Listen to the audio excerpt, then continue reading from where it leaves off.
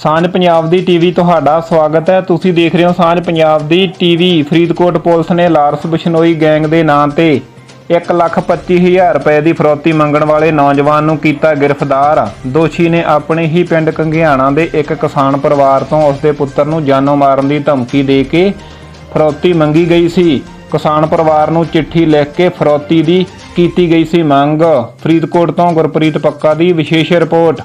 एक FIR register की है जी 119 नंबर मुकदमा सदर फरीदकोट के अंडर सैक्शन 384 387 तो 506 IPC। ये बरखिलाफ है जी सुखप्रीत सिंह पुत्र इंदरजीत सिंह पिंड घुगियाने का रहने वाला।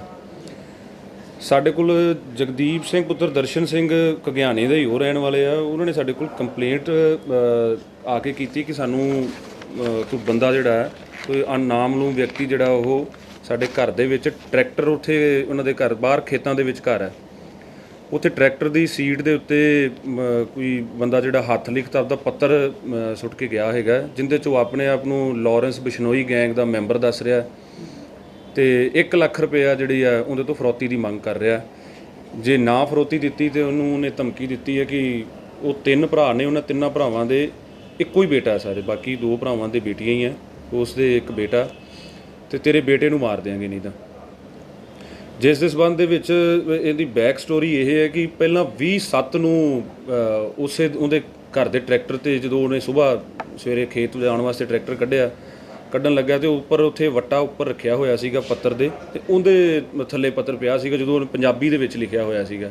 ਉਹਦੇ 'ਚ ਇਹੀ ਗੱਲ ਲਿਖ ਕੇ ਵੀ ਮੈਂ ਲਾਰੈਂਸ ਬਿਸ਼ਨੋਈ ਗੈਂਗ ਦਾ ਮੈਂਬਰ ਹਾਂ ਤੇ ਅਸੀਂ ਸਾਰੇ ਪੰਜਾਬ 'ਚੋਂ ਫਰੌਤੀਆਂ ਇਕੱਠੀਆਂ ਕਰਦੇ ਹਾਂ ਤੇ ਸਾਰੀ ਮਤਲਬ ਪੂਰੀ ਉਹਦੇ ਫੈਮਿਲੀ ਦੀ ਇਨਫੋਰਮੇਸ਼ਨ ਲਿਖੀ ਵੀ ਤੁਸੀਂ 3 ਭਰਾ ਹੋ, ਤੁਹਾਡੇ ਤਿੰਨਾਂ ਦੇ ਕੱਲਾ ਵਾਰਸ ਹੈ।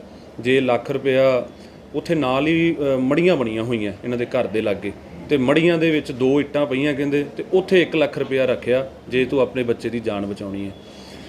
ਇਹਨਾਂ ਵਿਅਕਤੀਆਂ ਨੇ ਕਿਸੇ ਨੂੰ ਆਪਦੇ ਭਰਾਵਾਂ ਨਾਲ ਆਪਸ ਦੇ ਵਿੱਚ ਇਹਨਾਂ ਨੇ ਡਿਸਕਸ ਕੀਤਾ, ਪਰ ਪੁਲਿਸ ਦੇ ਕੋਲ ਨਹੀਂ ਆਏ ਇਹ, ਠੀਕ ਹੈ। ਫਿਰ 27 ਤਰੀਕ ਨੂੰ ਫਿਰ ਦੁਬਾਰਾ ਇਸ ਤਰ੍ਹਾਂ ਹੋਇਆ, ਹਫ਼ਤੇ ਬਾਅਦ ਦੁਬਾਰਾ ਫਿਰ ਇਸੇ ਤਰ੍ਹਾਂ ਹੀ ਪੱਤਰ ਪੰਜਾਬੀ ਦੇ ਵਿੱਚ ਰੱਖਿਆ ਹੋਇਆ, ਔਰ ਉਹਦੇ 'ਚ ਉਹਨੇ ਫਰੌਤੀ ਦੀ ਮੰਗ 1,20,000 ਰੁਪਇਆ ਕਰ ਦਿੱਤੀ ਵੀ ਕਹਿੰਦਾ ਵੀ ਤੂੰ ਸਾਡੀ ਮੰਗ ਪੂਰੀ ਨਹੀਂ ਕੀਤੀ, ਇਸ ਕਰਕੇ ਤੈਨੂੰ 20,000 ਰੁਪਇਆ ਹੁਣ ਹੋਰ ਦੇਣਾ ਪੈਣਾ। ਫਿਰ ਆਪਣੇ ਆਪ ਨੂੰ ਲਾਰੈਂਸ ਬਿਸ਼ਨੋਈ ਦਾ ਮੈਂਬਰ ਦੱਸ ਕੇ ਤੇ ਇਹ ਤੇਰੇ ਕੋਲ ਆਖਰੀ ਮੌਕਾ ਹੈ। ਇਹਨਾਂ ਨੇ ਡਰ ਦੇ ਮਾਰਿਆਂ ਨੇ ਆਪਦੇ ਪਿੰਡ ਦੇ ਵਿੱਚ ਜ਼ਿੰਮੇਵਾਰ ਬੰਦਿਆਂ ਨਾਲ ਡਿਸਕਸ ਕੀਤਾ ਤੇ ਪੁਲਿਸ ਕੋਲ ਇਹ ਫਿਰ ਦੁਬਾਰਾ ਨਹੀਂ ਆਏ, ਠੀਕ ਹੈ ਜੀ। ਹੁਣ ਦੁਬਾਰਾ ਕੀ ਗੱਲ ਹੋਈ ਕਿ 31 ਤਰੀਕ ਨੂੰ ਸ਼ਾਮ ਨੂੰ 6 ਵਜੇ ਦਾ ਵਕਤ ਸੀਗਾ ਤੇ ਦੁਬਾਰਾ ਇਹਨਾਂ ਨੂੰ ਹਿੰਦੀ ਦੇ ਵਿੱਚ ਹੁਣ ਪੱਤਰ ਜਿਹੜਾ ਉਹੀ ਟਰੈਕਟਰ ਦੇ ਉੱਪਰ ਪਿਆ ਹੋਇਆ ਦੁਬਾਰਾ ਮਿਲਿਆ।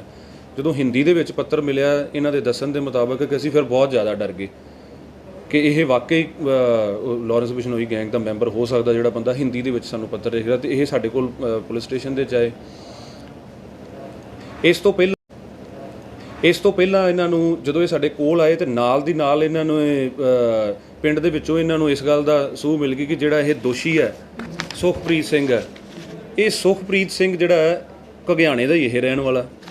ਇਹ ਸੁਖਪ੍ਰੀਤ ਸਿੰਘ ਨੇ ਇਹਨਾਂ ਨੂੰ ਸ਼ਾਮ ਨੂੰ 1 ਦਿਨ ਪਹਿਲਾਂ ਸ਼ਾਮ ਨੂੰ ਪੁੱਛਿਆ ਵੀ ਤੁਹਾਡੇ ਅਸੀਂ ਸੁਣਿਆ ਕੋਈ ਪੱਤਰ, ਕਿਉਂਕਿ ਇਹ ਕਹਿੰਦੇ ਵੀ ਅਸੀਂ ਤਾਂ ਕਿਸੇ ਨੂੰ ਗੱਲ ਹੀ ਨਹੀਂ ਦੱਸੀ, ਅਸੀਂ ਤਾਂ ਪੁਲਿਸ ਨੂੰ ਵੀ ਨਹੀਂ ਦੱਸੀ ਸੀ, ਕਿਸੇ ਨੂੰ ਹੋਰ ਨੂੰ ਵੀ ਨਹੀਂ ਦੱਸੀ ਵੀ ਤੁਹਾਡੇ ਕੋਈ ਪੱਤਰ ਸੁੱਟ ਕੇ ਗਿਆ ਹੋਇਆ, ਤੇ ਸਾਨੂੰ ਸ਼ੱਕ ਪਿਆ ਇਹਦੇ ਤੇ, ਇਹਦੀ ਗਤੀਵਿਧੀਆਂ ਦੇ ਸਾਨੂੰ ਅੱਗੇ ਵੀ ਸ਼ੱਕ ਸੀਗਾ।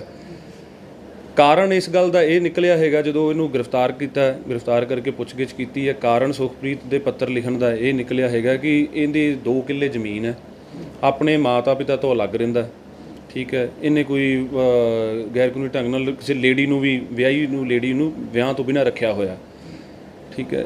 ਆਦਤਾਂ ਇਹਦੀਆਂ ਜਿਹੜੀਆਂ ਉਹ ਸਹੀ ਨਹੀਂ ਹੈਗੀਆਂ, ਪਰਿਵਾਰ ਤੋਂ ਅੱਡ ਰਹਿੰਦਾ ਹੈਗਾ।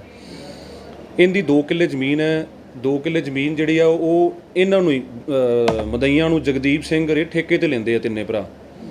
ਹੁਣ ਇਹ ਕਹਿ ਰਹੇ ਆ ਕਿ ਸਾਡਾ ਕੋਈ ਹਿਸਾਬ ਕਿਤਾਬ ਜਿਹੜਾ ਮੇਰੇ ਨਾਲ ਠੇਕੇ ਦਾ ਹਿਸਾਬ ਕਿਤਾਬ ਸੀਗਾ ਇਹਨਾਂ ਨੇ ਪੂਰਾ ਸਹੀ ਨਹੀਂ ਕੀਤਾ, ਤੇ ਇਸ ਵਜ੍ਹਾ ਕਰਕੇ ਮੈਂ ਫਰੌਤੀ ਦੀ ਇਹਨਾਂ ਨੂੰ ਮੰਗ ਕੀਤੀ ਤੇ ਇਹਨਾਂ ਦੇ ਬੇਟੇ ਨੂੰ ਮਾਰਨ ਦੀ ਧਮਕੀ ਦਿੱਤੀ, ਜਿਸ ਤੇ ਇਹਨੂੰ ਗ੍ਰਿਫਤਾਰ ਕਰ ਲਿਆ ਗਿਆ ਹੈਗਾ ਤੇ ਗ੍ਰਿਫਤਾਰ ਕਰਕੇ ਅੱਜ ਮਾਨਯੋਗ ਅਦਾਲਤ ਦੇ ਵਿੱਚ ਪੇਸ਼ ਕਰਾਂਗੇ, ਰਿਮਾਂਡ ਲੈਣ ਦੀ ਕੋਸ਼ਿਸ਼ ਕਰਾਂਗੇ ਮਾਨਯੋਗ ਅਦਾਲਤ। ਇਹ ਸੁਖਪ੍ਰੀਤ ਤੇ ਜੀ ਕੋਈ ਕ੍ਰਿਮੀਨਲ ਹਿਸਟਰੀ ਹੈਗੀ ਹੈ ਪਹਿਲਾਂ? ਹਾਂ, ਇੱਕ ਮੁਕੱਦਮਾ ਜੀ ਇਹਦੇ ਸਿਟੀ ਫਰੀਦਕੋਟ ਦੇ ਵਿੱਚ 2019 ਦੇ ਵਿੱਚ ਇਹਦੇ ਤੇ 379B ਦਾ ਖੋਹ ਦਾ ਮੁਕੱਦਮਾ ਦਰਜ ਹੈਗਾ। ਹਾਂਜੀ, ਜਿਹੜੇ ਮੁਦਈ ਹੈ ਜੀ ਉਹਨਾਂ ਨਾਲ ਕੋਈ ਰਿਲੇਸ਼ਨ ਇਹਦੇ?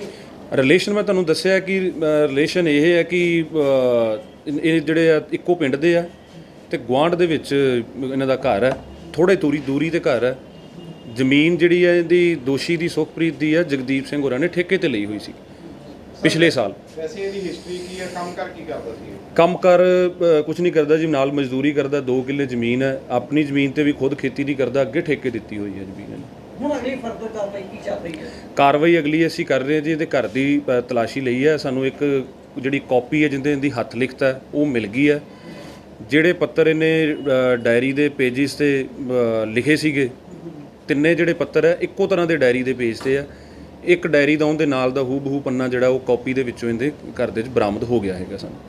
ਸਰ ਕਈ ਲੋਕਾਂ ਨੂੰ ਹਜੇ ਵੀ ਇਹ ਫਰੋਤੀਆਂ ਵਾਸਤੇ ਫੋਨ ਆ ਰਹੇ ਆ, ਉਹ ਸ਼ਾਇਦ ਡਰਦੇ ਨਹੀਂ ਪੁਲਿਸ ਕੋਲੇ ਆ ਰਹੇਗੇ ਤੇ ਬਾਅਦ ਵਿੱਚ ਉਹਨਾਂ ਨੇ ਮੀਡੀਆ ਕੋਲੇ ਜਾ ਰਹੇ ਆ ਉਹ ਆਪਦੀਆਂ ਇਹ ਗੱਲਾਂ। ਦੇਖੋ ਅਸੀਂ ਤੁਹਾਡੇ ਮਾਧਿਅਮ ਵੀਰੇ ਸਭ ਨੂੰ ਕਹਿਣਾ ਚਾਹੁੰਦੇ ਹੈਗੇ ਆ ਕਿ ਜੇ ਕਿਸੇ ਨੂੰ ਕੋਈ ਇਸ ਤਰ੍ਹਾਂ ਦੀ ਕਾਲ ਕਰ ਰਿਹਾ, ਬਹੁਤੀਆਂ ਕਾਲਸ ਇਹ ਕਾਲਸ ਕਰ ਰਿਹਾ ਜਾਂ ਇਦਾਂ ਚਿੱਠੀ ਪੱਤਰ ਸੁੱਟ ਰਿਹਾ,